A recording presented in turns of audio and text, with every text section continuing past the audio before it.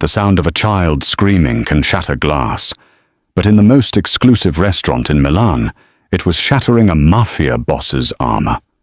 Antonio Bellomo had a beretta on the white tablecloth, armed guards stationed at every exit, and a 4-year-old son who was turning blue. Everyone thought someone was about to die. Then, a nobody waitress dropped a tray of champagne and slid across the marble floor. She didn't ask permission. She didn't hesitate. She just grabbed the convulsing boy's face, locked eyes with the most feared man in Sicily, and whispered 3 words that stopped time. "Breathe, my son." What happened next? She wasn't supposed to know that word. She wasn't supposed to know him at all. Before we begin, tell me in the comments where you are watching from. I'm responding to everyone. The gilded chandeliers at the Gilded Lily trembled. It wasn't from the wind off the Mediterranean, and it wasn't from the Vespa engines echoing through the cobblestone streets outside. It was from the raw, primal terror erupting from 4-year-old Raffaele Bellomo's throat. The restaurant was frozen, save for the child's guttural screams. It was 9 p.m. on a Saturday, the height of society dining. Usually, the soft murmur of corruption disguised as commerce, the quiet clatter of gold-rimmed plates, and the discreet exchange of blood money filled the space. Tonight, the air was razor-wire tight with fear. At the center table, the untouchable table, sat Antonio Bellomo. Antonio was 36 years old, wore a custom black shirt rolled to his elbows, revealing tattoos that told stories of violence, and had eyes like volcanic glass. He was the head of the Sicilian Bellomo syndicate, a man who had raised empires with calculated silence and a single phone call. But right now, he looked broken. "Raffaele!" Antonio barked, his voice sharp enough to cut bone. "Basta! Stop! No, no, no!" Raffaele shrieked, his small fists pounding the table, his face contorted in agony. He clawed at his own throat, gasping for air that wouldn't come. The silverware rattled. A wine glass toppled. Red liquid spread across white linen like a gunshot wound. Every diner in the room sat paralyzed. The maitre d', a skeletal man named Enzo, approached with the caution of someone defusing a bomb. "Mr. Bellomo, perhaps we could move to a private room. I can have the chef prepare." Antonio's head snapped toward him. The look could have stopped a man's heart. "He doesn't want food, Enzo. He can't breathe. Do I look like a man who knows how to save his own son?" Antonio's tattooed hand clenched into a fist on the table, knuckles white against the dark ink. He had been a widower for 8 months, or so everyone believed. Beside him sat his wife, Valentina, immaculate in Prada, her face a mask of cold irritation rather than maternal panic.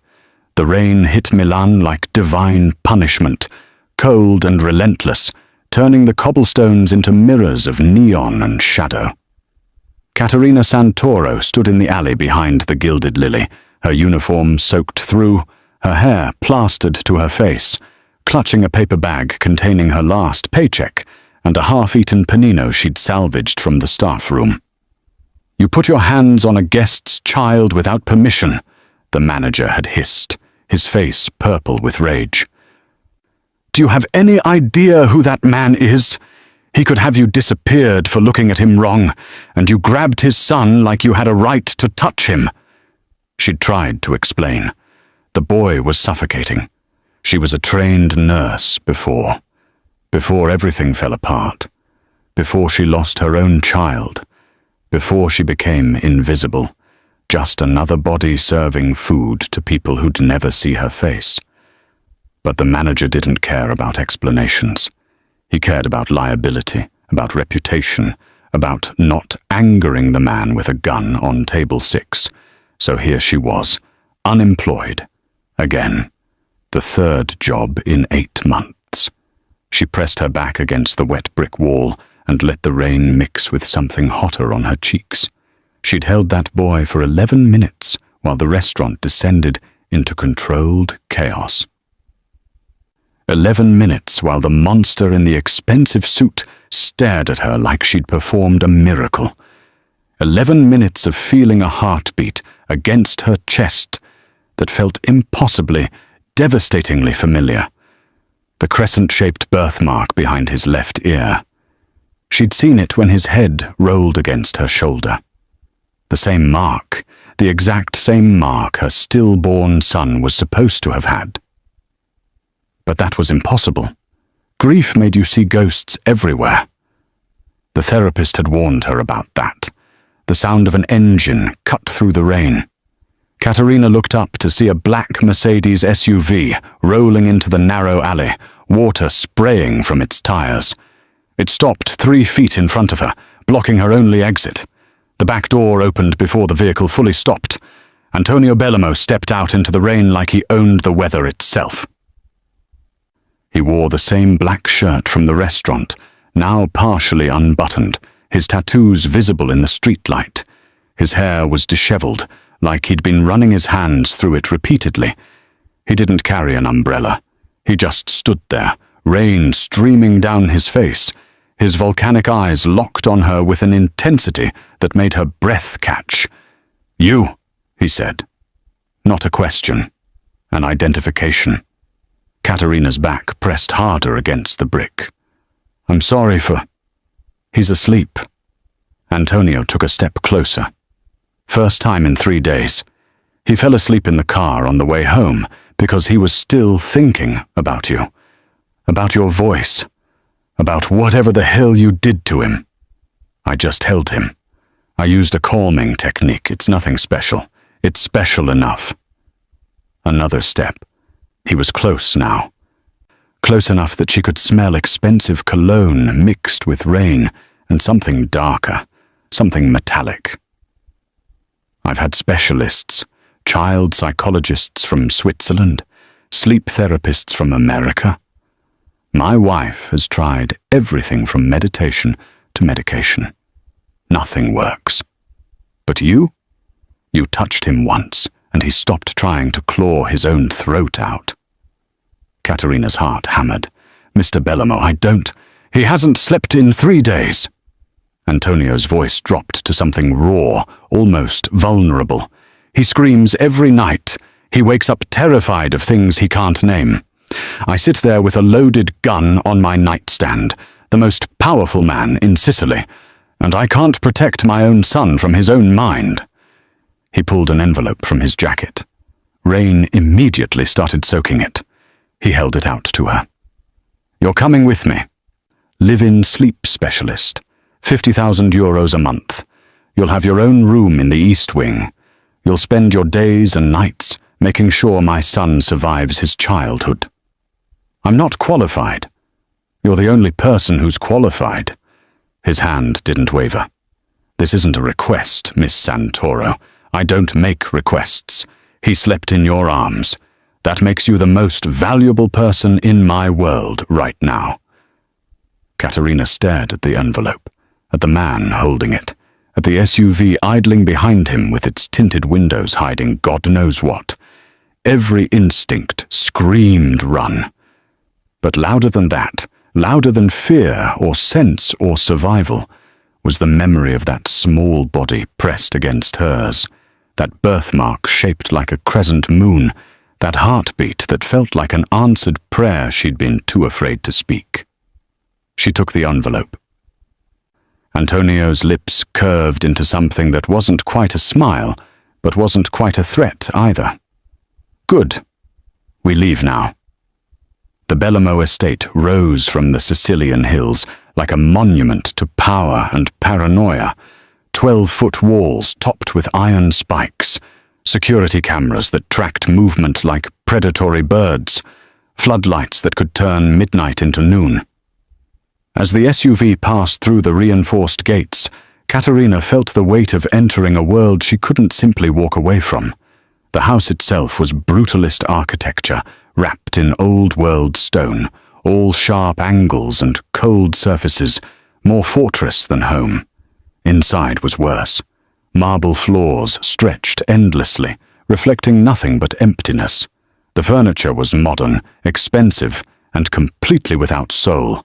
Everything was grey, black, or white. No photographs on the walls. No flowers on the tables. No evidence that a child lived here at all. Antonio led her through hallways that echoed with their footsteps.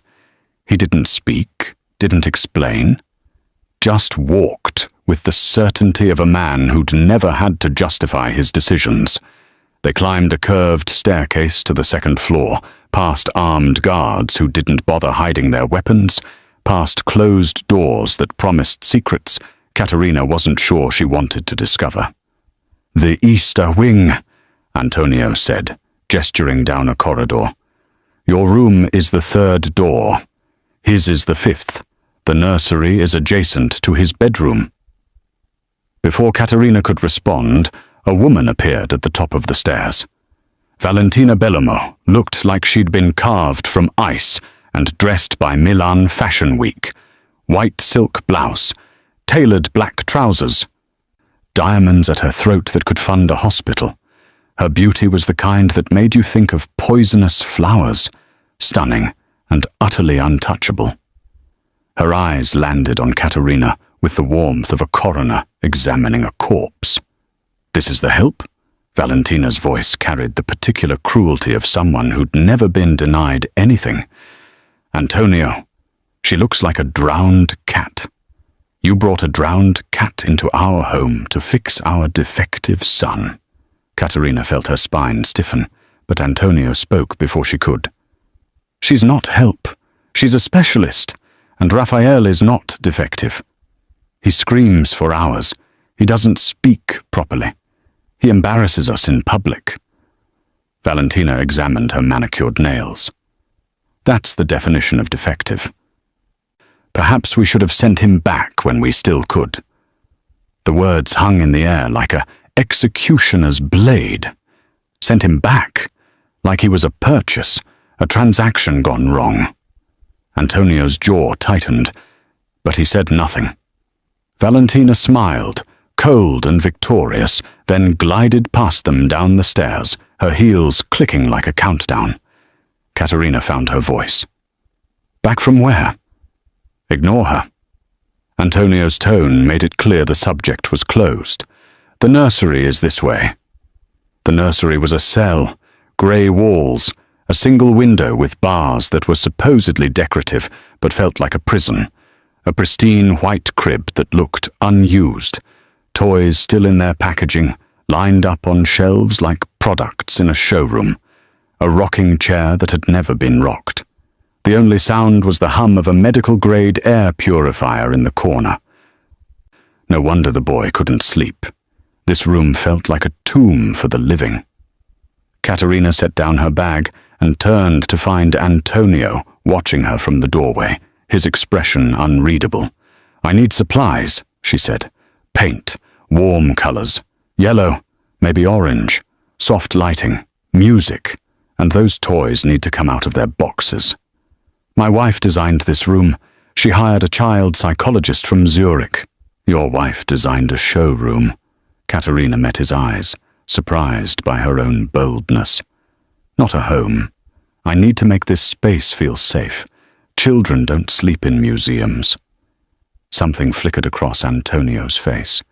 Surprise, maybe, or respect. He pulled out his phone, typed something, then pocketed it. "You'll have whatever you need by morning."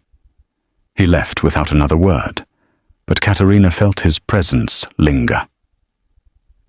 She turned to the grey walls and began to hum, an old lullaby her own mother had sung, back when the world still made sense. She walked the perimeter of the room, touching the cold surfaces, imagining warmth seeping into them like sunlight through winter clouds. She didn't notice Antonio had returned to the doorway, drawn back by the sound. He stood in the shadows, watching this strange woman transform his son's prison into something that almost felt like hope, and wondered what the hell he'd brought into his house. The third night, Raphael let Katerina bathe him. It was a small victory that felt monumental. For 2 days he'd screamed whenever anyone tried to touch him with water, as if the bathtub itself was a torture device.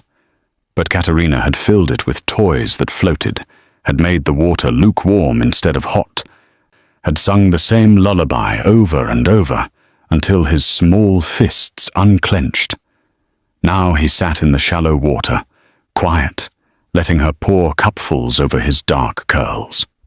His eyes, those devastating brown eyes that held too much fear for a 4-year-old, tracked her movements with cautious trust. "There we go, tesoro," she murmured, working gentle shampoo through his hair. "You're doing so well. So brave." She tilted his head back to rinse, and that's when she saw it. Behind his left ear, barely visible beneath the wet hair. A birthmark, crescent-shaped, reddish-brown, about the size of a fingerprint. Before we continue, my ex-wife said I wouldn't reach 3K subscribers. I need you to prove her wrong. Katerina's hands froze. The cup slipped from her fingers, splashing into the water. Raphael flinched, but she barely noticed. Her vision tunneled. Her breath came in short, desperate pulls. No, this wasn't possible. She'd been told her son was stillborn. She'd been drugged, delirious from blood loss, barely conscious when they'd whispered the news. She'd never seen the body. They'd said it was better that way, that she shouldn't carry that image. The doctor had been so kind, so gentle, had arranged everything, including the cremation while she recovered. Dr. Luca Vargo, private clinic, cash only. No questions asked for pregnant women with nowhere else to go. Her hands trembled as she lifted Raphael from the tub, wrapped him in a towel, held him against her chest, perhaps too tightly.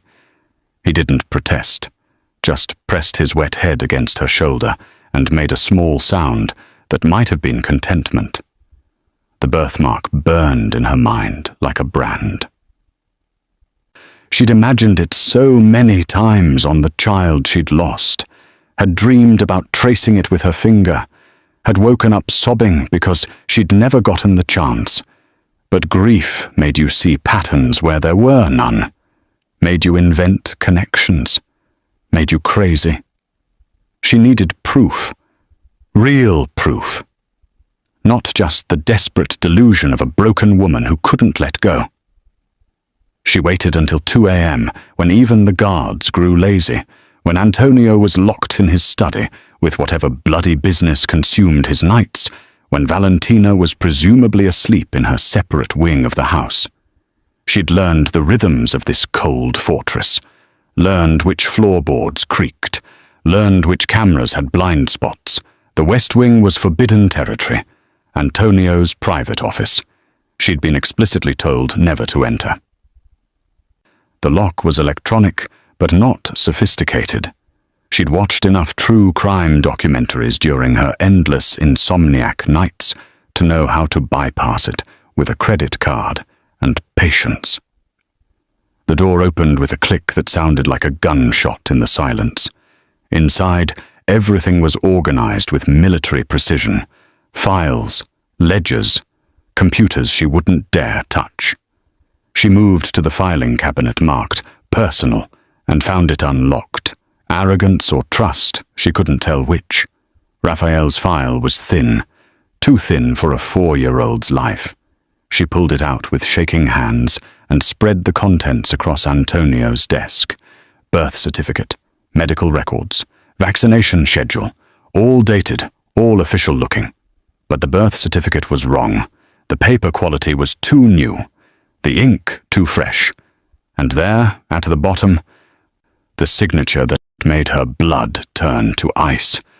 Dr. Luca Vargo, the same doctor who'd delivered her stillborn son, the same doctor whose clinic had mysteriously closed 6 months after her tragedy, the same doctor whose name she'd tried to forget but never could. She photographed everything with trembling hands, the phone camera clicking like a heartbeat. Birth date, August 3rd, 4 years ago. Mother, Valentina Bellomo. Father, Antonio Bellomo. But the date was wrong. She'd given birth August 1st, 2 days earlier. 2 days that could be explained by paperwork delays, or by the time it took to steal a child and forge a new identity. Katerina's legs gave out. She sat in Antonio's chair, surrounded by evidence of a crime so monstrous she could barely comprehend it. They'd taken her baby, told her he was dead, and sold him to the Bellomo family like he was property. "Looking for something?" The voice came from the doorway. Katerina's head snapped up to find Antonio standing there, still dressed, a glass of whiskey in his hand, his expression unreadable but his eyes sharp as broken glass. She was caught. And in this house, with this man, being caught could mean disappearing forever. Antonio had said nothing about finding her in his office, just stared at the spread documents, at her terrified face, then told her to clean it up and go to bed. The silence was worse than rage. It meant he was thinking, calculating, deciding what to do with a woman who'd seen too much. 3 days later, he summoned her to the formal dining room with instructions that felt like a death sentence. "There's a dinner tonight. Important guests.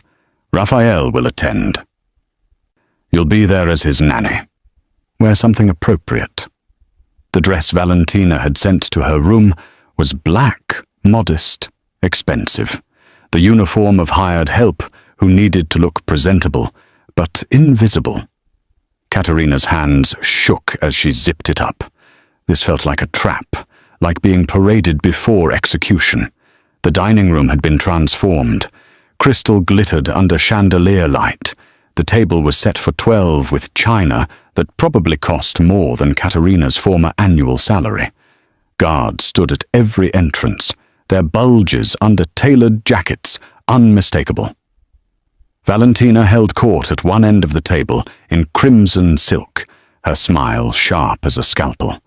Antonio sat at the head, his expression carved from stone. Between them, an empty chair waited for the guest of honor. Katerina kept Raphael close, seated beside her at the far end where the help belonged. He was unusually quiet, picking at his specially prepared meal, occasionally glancing at her for reassurance. She'd braided his hair back, and her eyes kept drifting to the spot behind his ear where the birthmark hid beneath dark curls. "He's late," Valentina announced, her voice dripping with theatrical annoyance. How very rude of our esteemed doctor. Doctor. Katerina's blood turned to slush. The doors opened. A man entered with the confidence of someone who'd bought his way out of consequences his entire life. Mid-50s, silver hair perfectly styled, wearing a suit that screamed new money, trying to look like old money. His smile was practiced, professional, completely empty of warmth. Dr. Luca Vargo. Katerina's vision blurred at the edges. She gripped the edge of the table so hard her knuckles went white. It was him. The man who'd held her hand while she screamed through labor, who'd told her with such gentle sympathy that her baby hadn't made it, who'd arranged everything so efficiently, so kindly while he was stealing her child. Antonio. Vargo crossed the room with arms spread like they were old friends. And the lovely Valentina. "Thank you for having me. I know this is delicate business. Sit." Antonio's voice could have frozen the Mediterranean. "Say what you came to say." Vargo's smile faltered for a microsecond before recovering.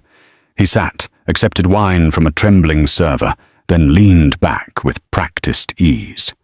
"I'll be direct.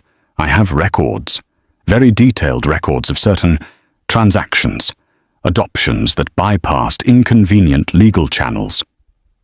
Babies born to women who couldn't keep them, placed with families who could provide better lives." His eyes flicked to Raffaele. Beautiful children who deserved better than poverty and desperation.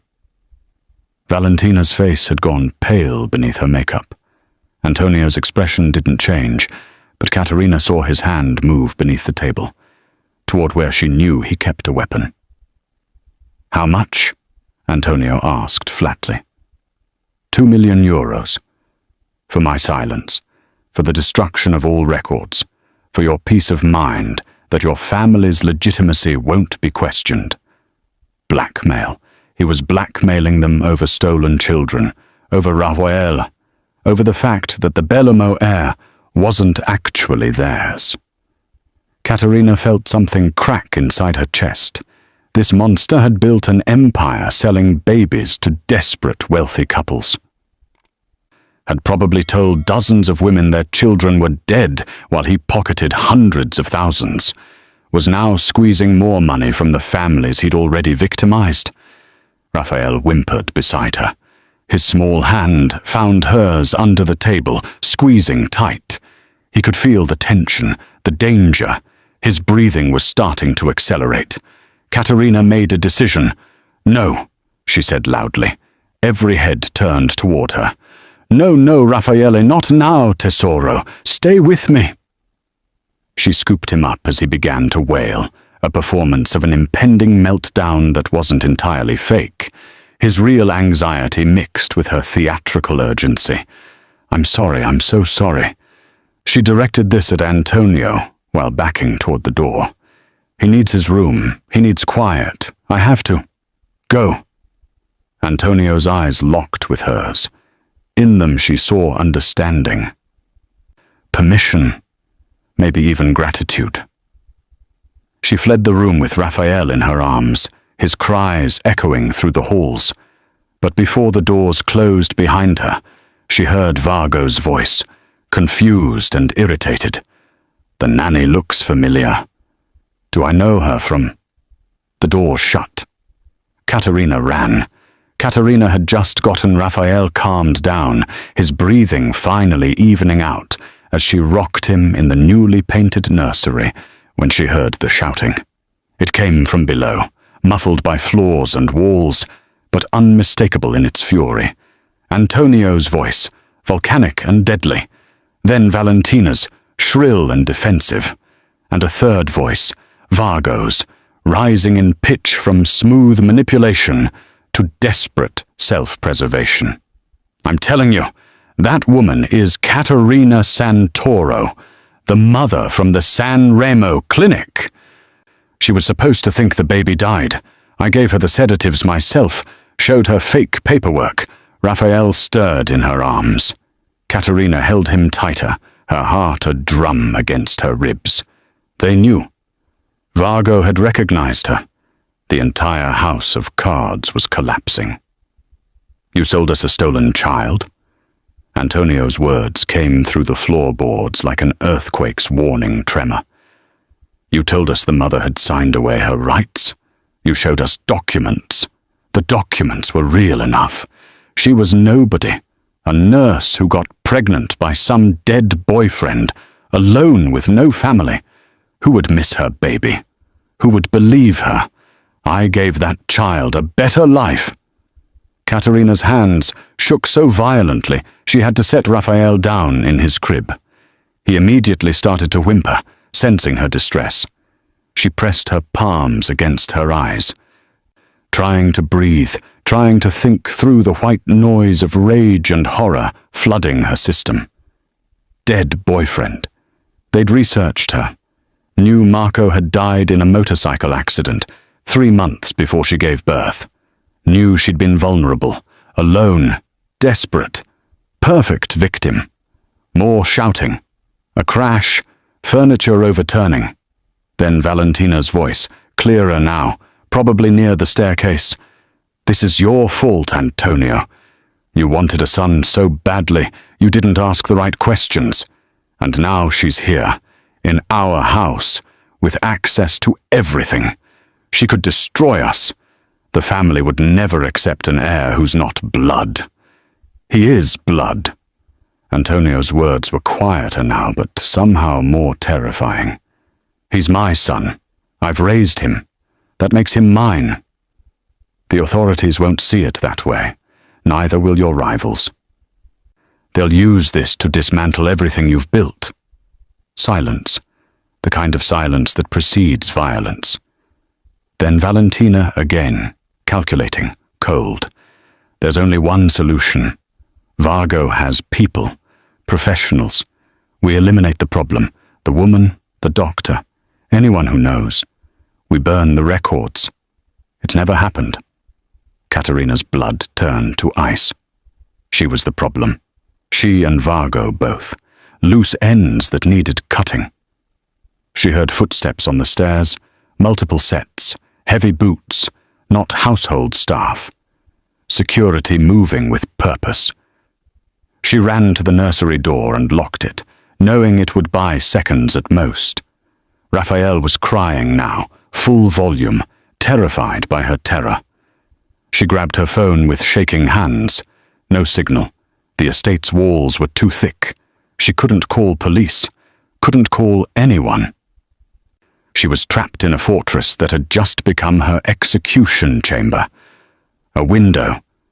She ran to it, looked down at the 30-foot drop to the courtyard below. Impossible with a child. Even alone, she'd likely break both legs. The bars were decorative but solid. The sound of electronic locks disengaging echoed through the house. Beep, beep, beep. The main gates, the perimeter doors, the panic room seals. Someone was systematically unlocking the estate's defenses. Valentina. It had to be Valentina. She had the master codes. Through the window, Katerina saw headlights approaching up the long driveway. Not one vehicle, 3. Black vans moving fast, their windows tinted, their purpose unmistakable. Vargo's cleanup crew. Valentina had just invited death into the house to tie up loose ends. And she'd unlocked every door to make sure it could reach every corner. Katerina pulled Raphael from the crib, held him against her chest as his screams hit a pitch that felt like prophecy. She backed into the corner of the nursery, scanning desperately for anything that could be used as a weapon. A lamp, a wooden toy, her bare hands if necessary. Outside, car doors slammed, footsteps crunched on gravel. Someone barked orders in clipped, professional tones. The security system chimed, front entrance breached. They were inside. The lights died all at once, plunging the Bellomo estate into absolute darkness. Katerina's breath stopped. Raphael's screaming cut off mid-cry, replaced by terrified hiccuping sobs. Emergency lighting should have kicked in. The house had backup generators, redundant systems, millions of euros worth of security infrastructure. But there was only darkness and the sound of boots moving through corridors with tactical precision. Someone had killed the power deliberately. Someone who knew exactly which breakers to hit. Gunfire erupted below. Not the controlled shots of Antonio's guards, but the rapid staccato of automatic weapons. Screaming. More gunshots. The wet sound of bodies hitting marble. They were executing the household staff. Katerina's nursing training kicked in before conscious thought could paralyze her. Triage, assessment, action. She had maybe 3 minutes before they reached the second floor. She set Raphael down in the darkest corner of the nursery, pressed her finger to his lips. "Silent game," she whispered, her voice steady despite the terror clawing at her throat. "Like we practiced. Silent as a mouse. Can you do that for Mama?" The word slipped out unconsciously. Raphael's eyes went wide in the darkness, but he nodded, pressing both his small hands over his mouth. Katerina moved fast. The nursery had an adjoining bathroom. She'd insisted on it for Raphael's nighttime needs. She grabbed everything useful: bleach, ammonia, glass cleaner, rubbing alcohol. Her hands worked on autopsy, mixing chemicals in ways she'd learned about in nursing school toxicology courses. What not to combine because of dangerous reactions. Now she combined them deliberately. Bleach and ammonia created chloramine gas, not lethal in small doses, but enough to burn eyes and throats, to disorient and disable. She soaked towels in the mixture, stuffed them at the base of the door's exterior side. Anyone trying to breach would get a face full of caustic vapor. The heavy oak changing table became a barricade. She shoved it against the door with strength born from pure maternal fury, her muscles screaming. Added the rocking chair, the toy chest, everything that had mass. Glass cleaner in spray bottles, aim for eyes. Rubbing alcohol, flammable, could be lit if she needed fire. She grabbed Raphael's metal toy cars, scattered them on the floor behind the barricade. Makeshift caltrops, a pair of scissors from the craft supplies, a wire hanger straightened into a stabbing implement, a heavy crystal frame, blunt force trauma. She was building an arsenal from a nursery, more gunfire below, closer now, the staircase. She heard Antonio's voice roaring orders, heard his guards returning fire, but they were outgunned and outmaneuvered.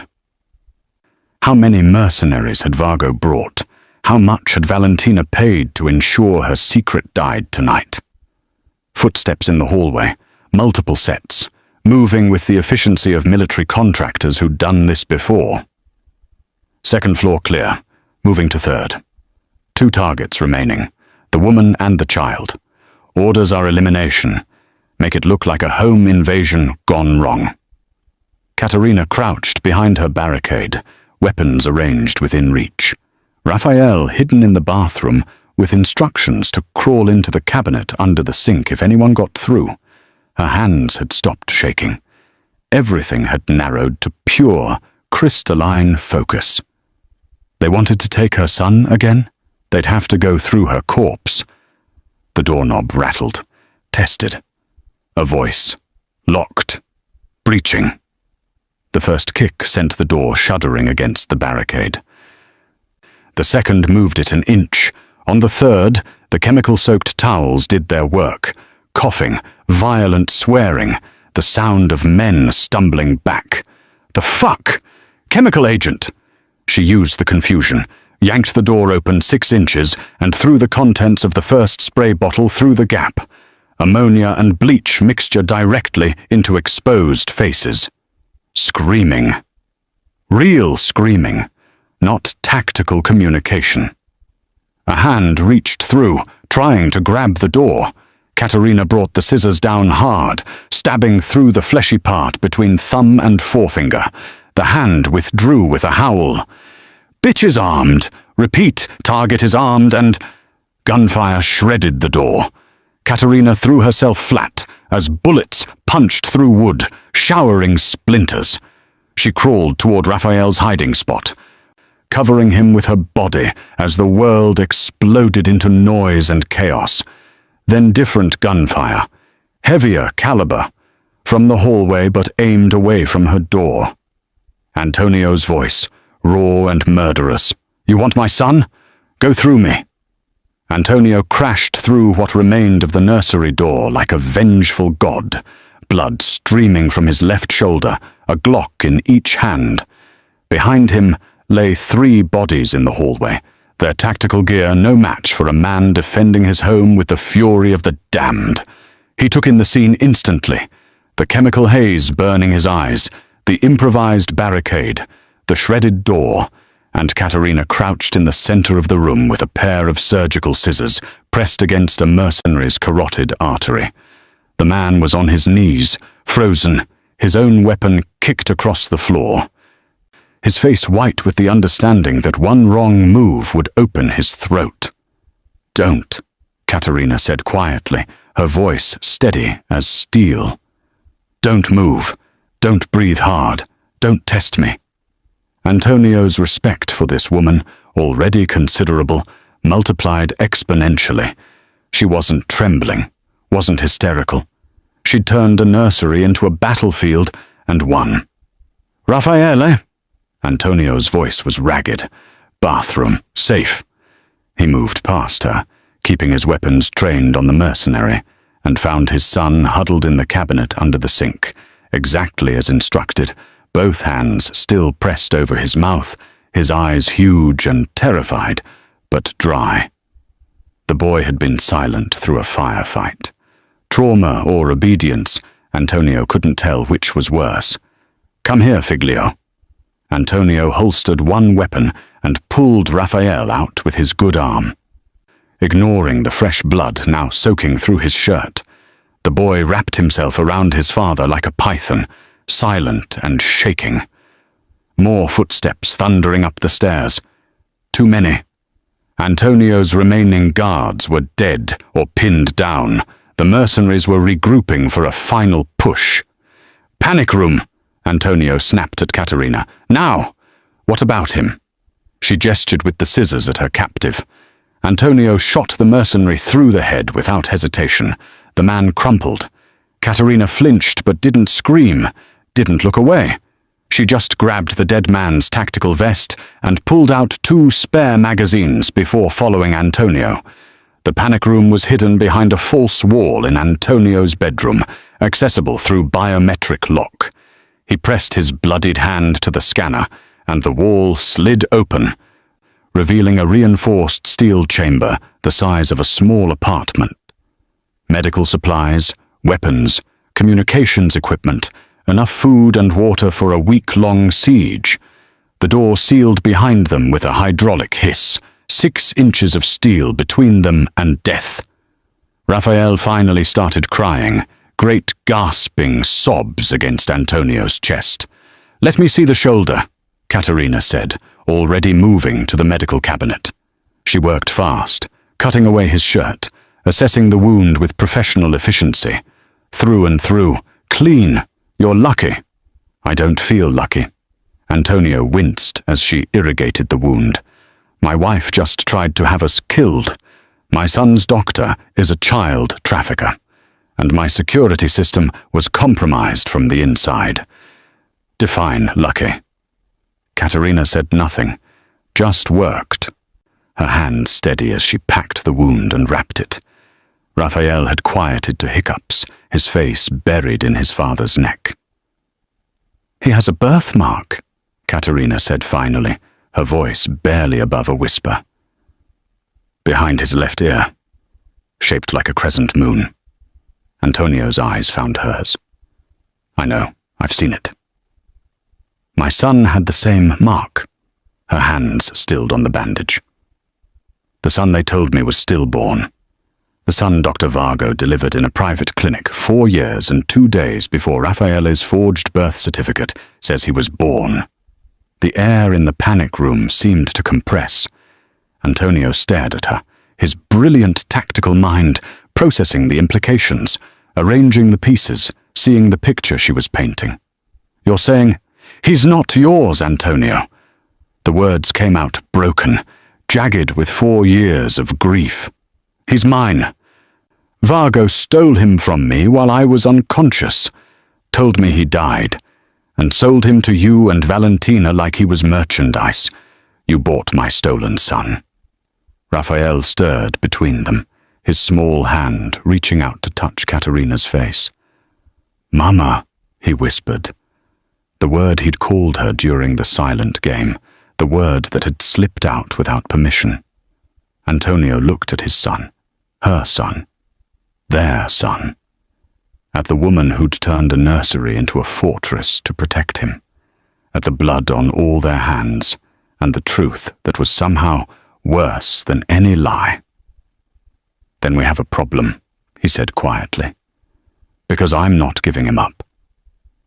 Antonio stared at Raphael for a long moment, really looked at him for the first time with new eyes. The shape of the boy's face, the curve of his mouth, the deep brown eyes that had always seemed too soulful, too aware. They weren't Valentina's eyes. They weren't his eyes. They were Caterina's. 4 years, Antonio said, his voice hollow. "I've loved him for 4 years, stayed awake watching him breathe, learned every sound he makes. That doesn't just disappear because of biology. I'm not asking you to stop loving him." Caterina's eyes were bright with unshed tears. "I'm telling you the truth. What you do with it, what I do with it, is survive the next hour. Antonio's tactical mind reasserted itself, pushing emotion into a box he'd open later or never. Then we deal with Vargo. Then we decide custody. Agreed? The word custody, applied to the child they were both holding, felt absurd given the circumstances, but Katerina nodded. Antonio moved to the panic room's security terminal, his wounded shoulder forgotten. 12 screens flickered to life, showing camera feeds from throughout the estate. 8 mercenaries still operational, moving in coordinated teams. His guards, the ones still alive, had retreated to defensive positions but were pinned down. "Valentina?" Katerina asked. Antonio cycled through cameras until he found her. Safe in her private wing, doors locked, watching everything unfold on her own tablet, waiting to see who survived so she could adjust her story accordingly. "I'll deal with her after." His tone made it clear how permanent that dealing would be. He pulled up the estate's master control system. The mercenaries had cut main power, but the panic room had independent access to all systems. With a few keystrokes, Antonio could become god of this fortress. "Can you watch the screens? Call out positions?" He was already loading weapons, checking magazines, transforming into something Katerina had only glimpsed before. The capo who'd built an empire on violence. "I'm a nurse, not a tactician. You turned a nursery into a kill zone with cleaning supplies. You can read a security camera." He handed her a headset. "I need eyes." "You're my eyes." She took the headset with trembling hands. Raphael she settled in the corner with noise-cancelling headphones and a tablet playing silent cartoons, the absurdity of keeping a child entertained during a home invasion not lost on either adult. Antonio stood at the panic room door. "When I open this, there's no coming back. You understand? I'm ending this tonight." "Good." He smiled grimly, then opened the door and vanished into the darkness like smoke. Katerina watched him materialize on the cameras, a ghost moving through his own house. 2 hostiles, east corridor, moving toward your position. Wait, they're splitting up. One doubling back. Antonio's voice crackled in her ear. "Distance? 20 feet. 15. He's at the corner." The camera caught the muzzle flash, the body dropping. Antonio didn't slow down. Stairwell is clear. 3 grouped in the main hall, behind cover. "Lights!" Katerina found the lighting controls, killed every bulb on the first floor. The mercenaries' night vision goggles flared bright on the cameras, blinding them. Antonio struck while they were tearing off their equipment, a vengeful shadow with perfect knowledge of his terrain. They worked like that for 20 brutal minutes. Katerina guiding, Antonio executing. The house became a hunting ground where the prey had foolishly entered the predator's den. "Wine cellar," Katerina said suddenly. "Camera 3. That's Vargo." The doctor was trying to escape through the service entrance, dragging a bag that probably contained every incriminating document he owned. Insurance or escape fund, it didn't matter now. "I see him." Antonio was already moving. Katerina made a decision. "I'm coming down. Stay with Raffaele. He's locked in a room that could survive a nuclear strike. I'm coming down." She was already moving, leaving the headset, grabbing one of the spare weapons. "This is my fight too." She found them in the wine cellar, Antonio blocking the exit, Vargo pressed against the wall between racks of bottles worth more than most houses. The doctor's silver hair was disheveled, his expensive suit torn. He looked like what he was, a predator finally cornered. "Katerina." Vargo's voice tried for sympathy. "Please, I gave your son a good life, better than you could have provided. You were alone, broke, grieving. You stole my child and told me he was dead." Her voice was ice. You let me grieve a living son for 4 years. Antonio. Vargo turned desperate. You love that boy. You're his father in every way that matters. She's just genetics. Just a woman who... Antonio handed Katerina his gun. Your son, he said quietly. Your call. Katerina had aimed the gun at Dr. Vargo's chest for what felt like an eternity, her finger resting on the trigger. The weight of 4 years of grief and rage, compressing into a single moment of choice. She could see herself pulling it, could feel the recoil, could imagine the catharsis of watching the man who'd stolen everything from her finally pay the price. But Raphael's face flashed in her mind, his small hand over his mouth during the silent game. The way he'd whispered, "Mama," like it was a secret prayer. The innocence she was fighting to preserve. She lowered the gun. No, she said quietly. Not like this. He goes to the authorities. He confesses everything, every child he stole, every family he destroyed, every lie he told. He burns, but he burns legally. Antonio had looked at her with something like wonder, then made the call. Within an hour, federal agents swarmed the estate.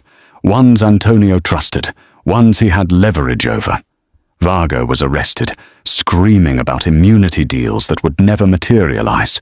The evidence was overwhelming. The scandal would consume him slowly, publicly, in a way that a bullet never could. Valentina had tried to run, made it as far as the Swiss border before Antonio's reach caught up with her. She was granted a choice: disappear forever with enough money to survive but never return, or face prosecution as Vargo's co-conspirator. She chose exile. The divorce papers were signed from an undisclosed location. That was 4 months ago. Now, morning sunlight streamed through windows that had once been covered with heavy drapes. The Bellomo estate had been transformed. The grey walls were painted warm yellows and soft blues. Photographs covered the surfaces. Raphael laughing, Raphael sleeping, Raphael covered in paint from an art project. The fortress had become a home. Katerina sat at the breakfast table in the informal dining room, coaxing Raphael through his meal. He was talking now. Actual words stringing together into sentences. The specialist said it was remarkable progress. Katerina knew it was just a child finally feeling safe enough to speak. More pancake, Mama. Raphael held up his plate, syrup smeared across his cheeks. Say please, Tesoro. Please, Mama. His grin was pure sunshine. She served him another pancake, her heart still catching every time he called her Mama, without hesitation, without confusion. The transition had been easier than anyone expected. Children understood love in ways adults had forgotten. Antonio entered through the terrace doors, his hair still damp from a morning swim. No guns, no bodyguards hovering. Just a man in casual clothes, looking more relaxed than Katerina had ever seen him. The shoulder wound had healed to a scar he wore without complaint. He'd changed too. Still powerful, still commanding, but the edges had softened. He smiled more, laughed at Raphael's jokes, played on the floor with toy cars. He'd discovered that being a father didn't require ruling through fear. Good morning. He kissed the top of Raphael's head, then hesitated, before pressing a gentle kiss to Katerina's temple. They'd been navigating this strange new relationship carefully. Not quite lovers, not quite co-parents, something undefined and fragile and growing. He sat at the head of the table, poured himself coffee, and watched them with an expression Katerina had learned to read. Contentment mixed with something deeper, more vulnerable. Raphael finished eating and ran off to play, leaving them in comfortable silence. I spoke with my lawyers yesterday, Antonio said finally. The adoption can be finalized. Legal? Legitimate, your name on every document.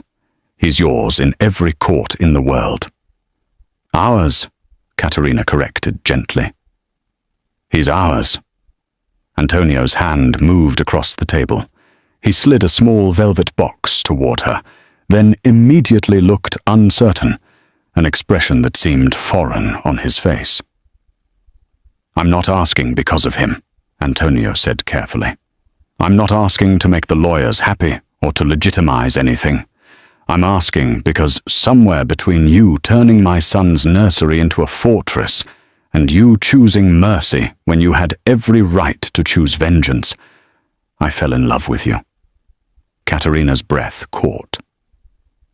He needs his mother, Antonio continued, his voice rough with emotion. And I need his mother, not as an employee, not as a co-parent, as my wife, as my partner. As the woman who taught me that strength isn't just violence, and power isn't just fear. He opened the box. The ring inside was simple, elegant, a single diamond that caught the morning light. Marry me, Katerina. Make this family real. She looked at the ring, at this man who'd been raised to take what he wanted, but was asking instead. At the house filled with sunlight and laughter. At the life they'd built from the ashes of tragedy. Yes, she whispered, then louder. Yes. He slipped the ring on her finger, and when he kissed her, it tasted like coffee and promise and second chances neither of them deserved, but both had fought for. From the living room came Raphael's voice. Mama, Papa, come play! They went.